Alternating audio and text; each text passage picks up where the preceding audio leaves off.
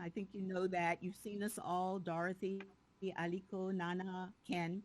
I want to say good morning to the people who are far to the west.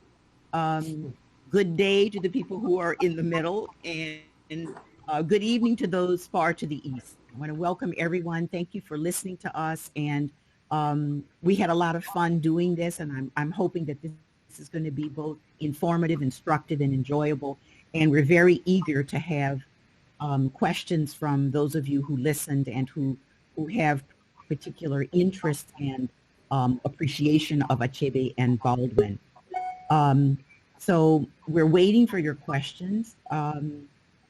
And perhaps, since I don't see any questions pop up yet at this point, perhaps some of the panelists might like to have a word, make a comment on the roundtable, what you would have said differently, what you uh, regret having said, or whatever. So, if Ms. Ken, Dorothy, Naana, Aliko, is there anything you'd like to add, or any question you want to ask of another panelist? Well, my question is really comes back to Aliko's beginning with memory. Um, how we think about memory.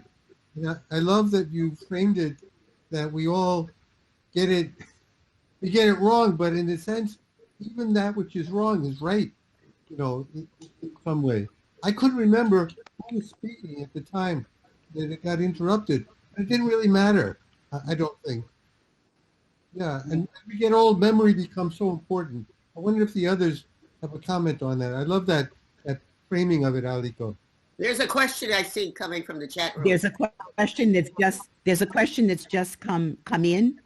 Shall we? Why don't we take this question as well to sort of involve the audience to begin with, and then we'll get one or two responses to this question and to Ken's comments on memory. This question comes from Brenda Chalfin, who's the main organizer. She says she's curious about the sense of place during the 1980 visit. Did University of Florida register with, I think, Baldwin and Achebe in any way? Achebe years later mentioned somewhere in the South. So maybe that suggested didn't really have much of an appreciation for Florida.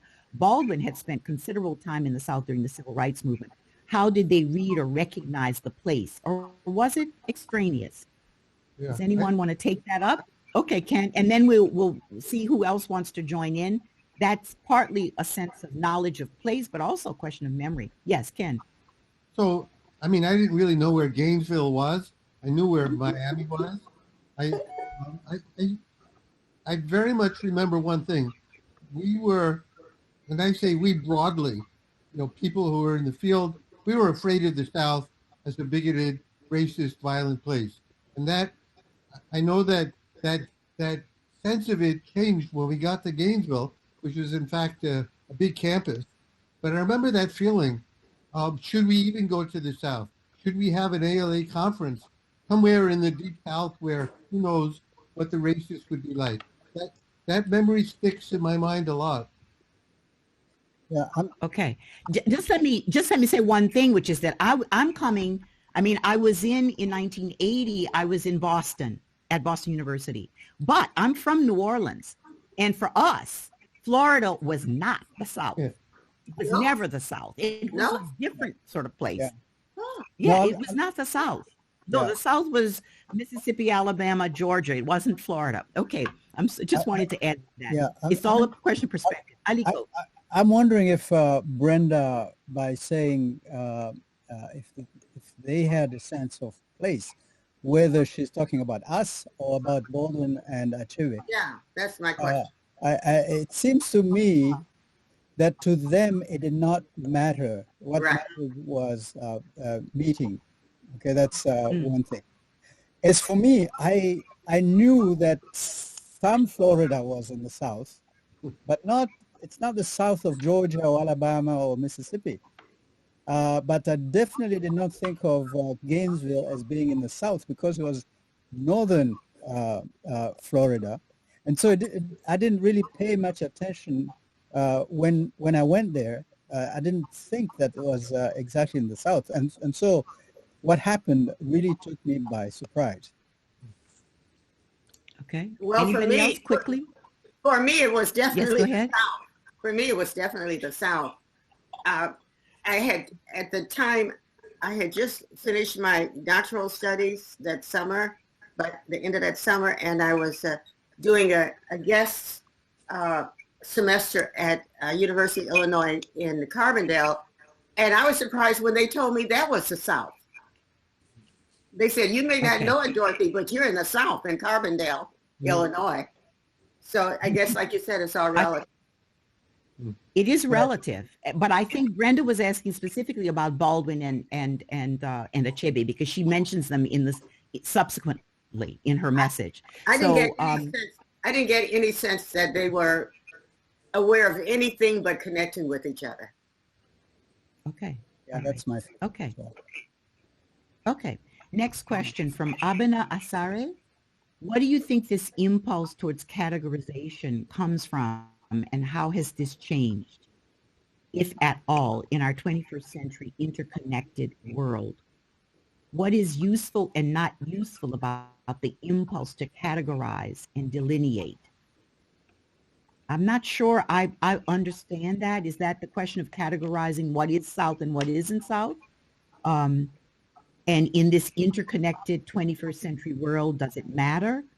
Would someone like to take that up? Just very, very quickly. I mean, this was a meeting.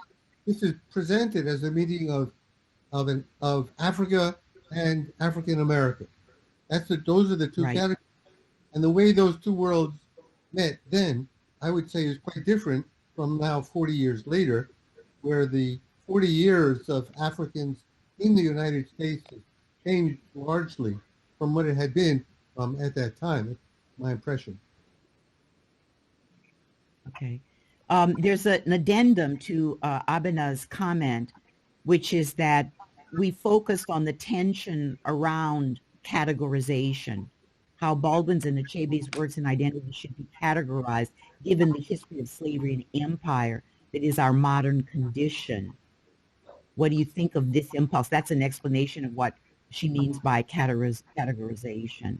And how has this changed, if at all, in our 21st century interconnected world? Well, I would sort of say that I think Africans on the continent have a much more vivid and lived understanding, not that it's actually massive, but a much more lived understanding of race in America, slavery in America, because there's so many more Africans here now than there were 40 years ago, I think. I don't know. I'm just up to you all. Does anybody else want to comment on that? I think that we are more connected. In Chicago, where I'm, yes. In Chicago, where I'm actually my home, where I was raised, but I live in San Francisco, of course. But wow, there's a whole section of the area called Rogers Park that used to be Jewish, and now it's all Africans, not African Americans, but Africans. And somewhere, some are around Hyde Park, around the University of Chicago, but mainly on the way north side, near, I think it's near Loyola University, and Rogers Park. Okay. Well, I'll say this. Yes. When I read The Princes and Powers, I saw in James Baldwin's text, very, very strict categorization. These are American, we are African Americans, and these are Africans. There's a Yoruba there who's reciting some poetry, and then there's Sangor and so forth. And the rest of Africa didn't really. It's not African America, and African America and Africa are very different. Can I? Okay, one at that time. Oh, let me add. Can I add thing? I think. Okay, go ahead. When I was have one. Go on then. Okay, go ahead. Well, I wanted to say that there were serious tensions around the notion of African American versus African, and in some ways, African Americans felt that they were the big brothers because they were living in the belly of the modern world. Africans weren't. In that perspective, Africans were still basically authentic. They were very focused on their religions, what Richard Wright considered to be rather superstitious, not just in Africa, but also in Europe. You are being kind by saying authentic. Rampant superstitions in every continent. But the Americans had a sense, the African Americans had a sense that they were more modern. And I think there was a little bit of hesitation because they wanted that strength of the African American position to be recognized. Now, people might want to argue with me on that, but that's my impression from having read the entire Présence Africaine sort of volume on that, as well as Princes and Powers. There was the industrial nature of the U.S. meant that African Americans knew more about being modern than Africans did. So I'm dying. One more comment from Dorothy, and then I've got a question. I've got a question for Naana. Okay. Yes. Okay. When I was on a Fulbright, still as maybe 3 years after my graduation, I was in Nigeria. I was with an Igbo family. We were at the marketplace. These children came up and they wanted me to take a picture. And I said, I don't think I should do it without the parents' permission. The mother said, oh, it's okay, go ahead and do it. And I did it, and then the mothers came over angry. And then I went into this whole romantic, but we're all one people, and then they clapped. They said, good answer. But they said, we're 3 Nigerians. And they went to Igbo, Yoruba, and Hausa. So even in Nigeria, their sense of place was defined by their identity. So we shouldn't be making a big deal of the difference between African Americans. So we're treating Africa as if it's one country. It's the several countries. So it has a lot to do. When I traveled to Senegal, Nigeria, Ghana, I saw different personalities, just like when you travel to Chicago, New York, or you go from France to Italy.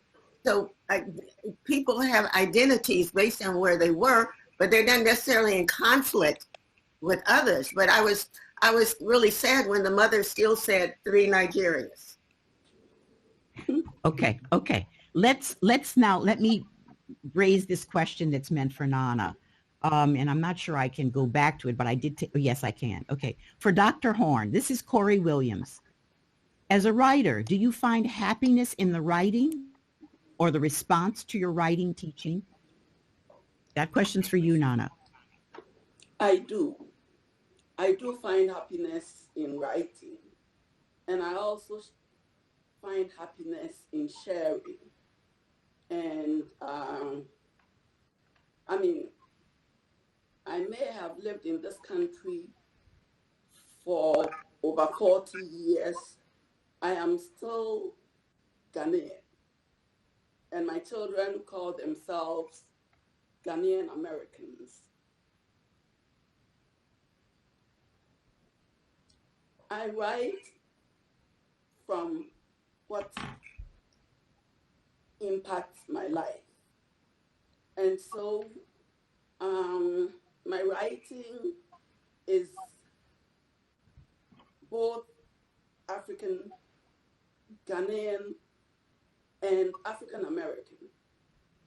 I write more about African Americans than I do non-African Americans in this part of the world. So I do living in Gainesville, especially when I lived in Florida, in Miami, I was blown by how people here, African Americans and Caribbean Americans, and Black people, period, all look like people I know on the continent. And I used to go around following behind people, waiting to hear them talk, so I can say, oh, yes, this is a Ghanaian. And I can, while living in Miami, I saw many in Ghana, they will be other people. They looked very much like Emeritus that I know. And so for me, those divisions are kind of not that rigid. And also being here, who can I integrate into my life to fill all the spaces that I left behind when I moved? I needed to create new spaces. And I found that in a kind of international African world away from Africa, you know, and I have had intimate interactions with people, both in the public place and in personal spaces.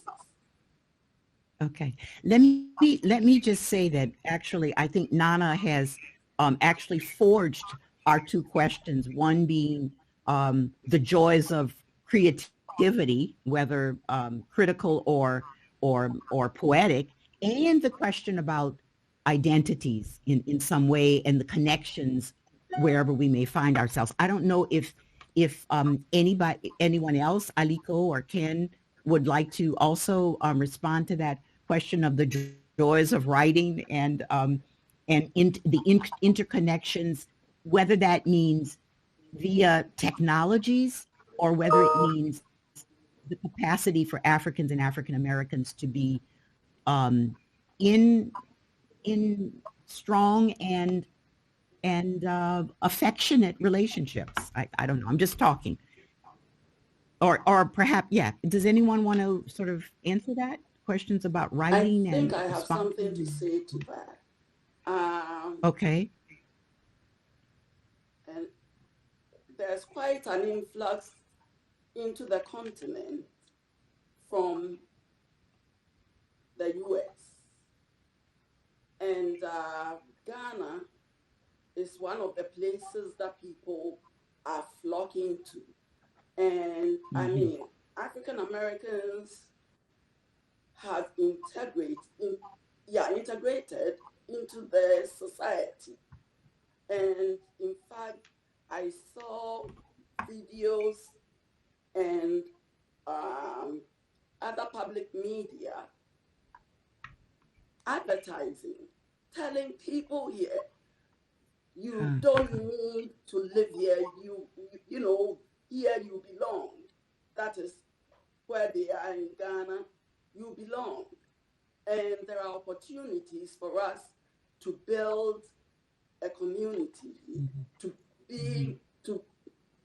not build an isolated community, but integrate into the African world. They have homes, and actually where I am, Queen Mother, some African Americans had come asking for land so they can move back. And they were granted the land. And the African Americans, you know,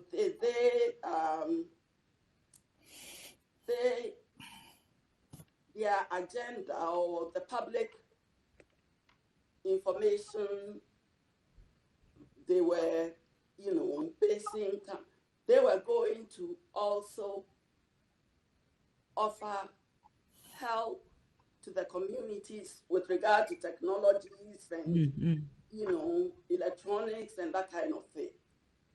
Yeah. Okay. Let's, because we've got only a few minutes left, so I want to give everybody a chance to either jump in or offer a different sort of response or reflection. Yes, Aliko, go ahead. Eileen, I feel there are a couple of questions that we didn't totally address. One was Ken's initial question about memory. And the other really is more of Brenda's question about Chinua Achebe and James Baldwin recognizing that they were in the South at the University of Florida. And I think maybe the best person to talk about them, since she spent a lot of time with them, to talk about that is Dorothy, because, did they know where, I mean, James Baldwin is American and knows the South. And so I'm sure he was more aware than Chinua Achebe, especially if you listen again to what he was responding to this mysterious voice. He was certainly aware that he was in the South. I'm not so sure that Chinua Achebe was. And I think for, well-known writers like they are, being at the University of Florida is the same as being at the University of Vermont. They're just invited by this group of African scholars, and they focus on that. Yeah. I certainly would agree. I think during the day before the actual event, there was no consciousness of where they were. It was during the event when the radio was blasted by the Ku Klux Klan. But even though Achebe would not have known about the South, he knew about colonization in his country. So, that he was not without that kind of a knowledge. As I observed his composure, it was something that he, in his awareness of the world, he could expect could happen in the South or in the North. Mm-hmm.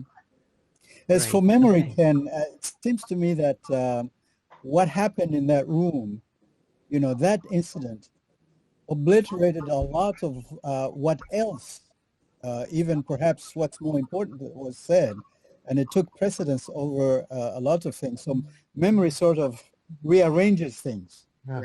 Right. Well, memory became very present when that happened. Yeah. Really?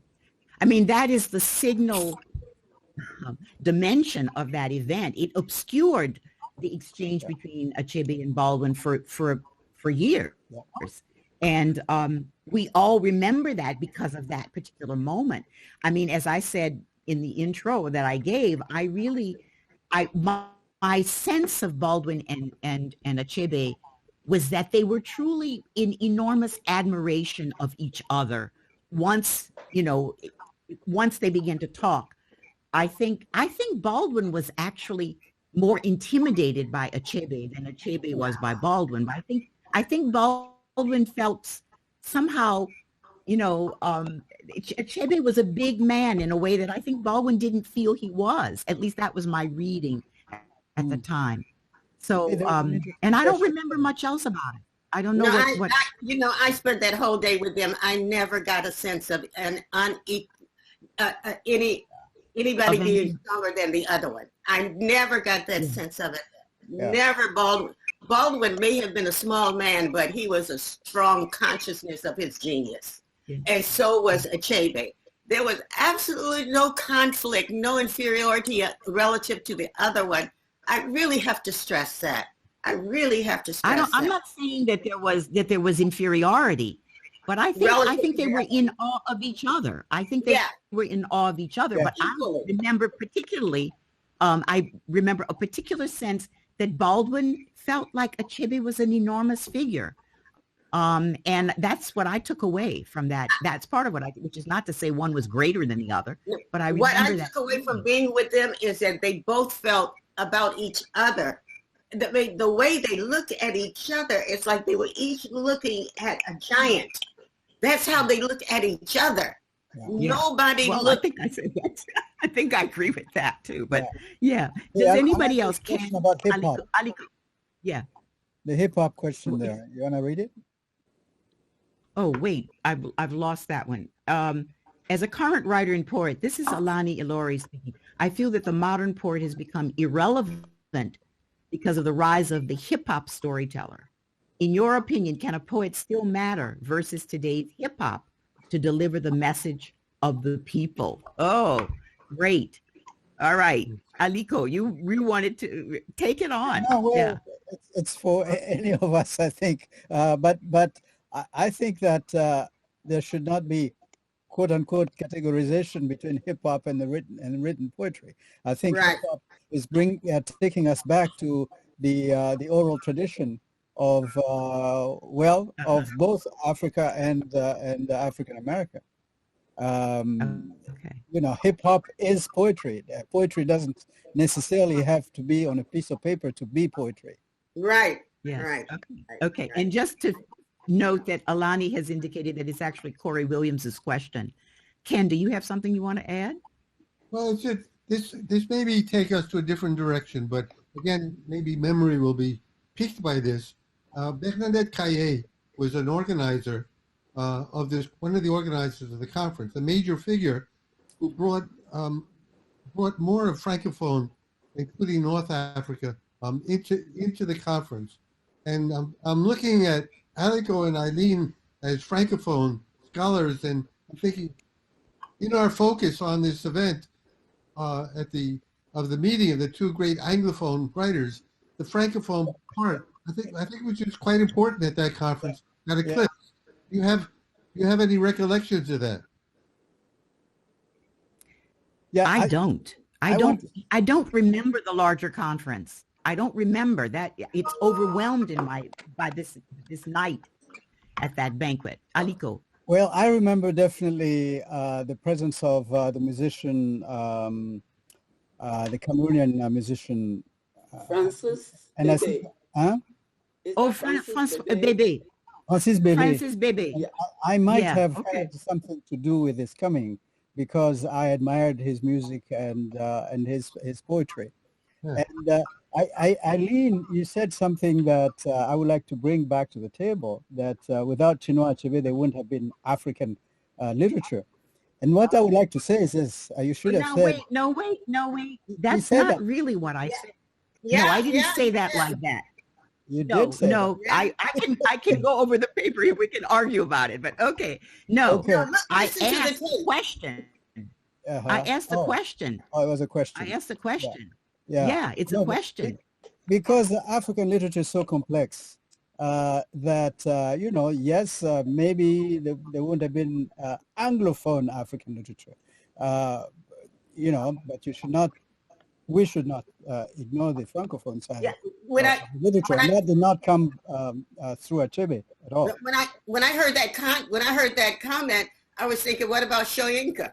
You know, Wally Soyinka, you know, I attended his 60th birthday party because I was giving a paper in Nigeria. So there's these fantastic writers in different countries in Africa. Well, what about Amos Tutuola? Yeah. Well, okay, look, we could spend a whole lot of time going over all of the African language myths, the English, the Portuguese. We can do that. Actually, that was an excerpt from something I wrote about to celebrate, I believe it was the 50th anniversary of Achebe. And I was raising questions about the ways in which African literature looks in a journal like PMLA, the way it looks, not what is the reality. So let me just say that, but the article is there. People can go look at it and respond to it. I've got one more question. Can I just Mark say Wilson, one more thing about music quickly? Please let me. No, let me ask this question, and then if we have another minute, you get it. Mark Wilson asks, on memory and the space between Africans and African Americans, could we contrast the collective memory of African and African Americans in regard to slavery? How did Achebe and Baldwin embody these differences in memory? Don't know if we have time, but just throwing it out there. Yeah. So how did Achebe and Baldwin embody these differences in the collective memory of Africans and African Americans with respect to slavery? Does anybody want to take that on? I think that Achebe, in Things Fall Apart, he deals with colonization, and Baldwin deals with slavery and racism here. So in both places, they were dealing with a form of white oppression. Okay. Yeah, Naana? Quickly, yeah, go ahead. There is a young Ghanaian writer, Jessie Home. Yes. She actually put side by side slavery you know, Africans who end up taking away and Africans, Ghanaians who are left behind, and how their descendants, I mean, the novel comes with a family tree. It blew my mind when I read it. The way that the journeys merge at some point, and then, you know, going back and forth and coming back to connect with people and all that in the novel, that shows that slavery and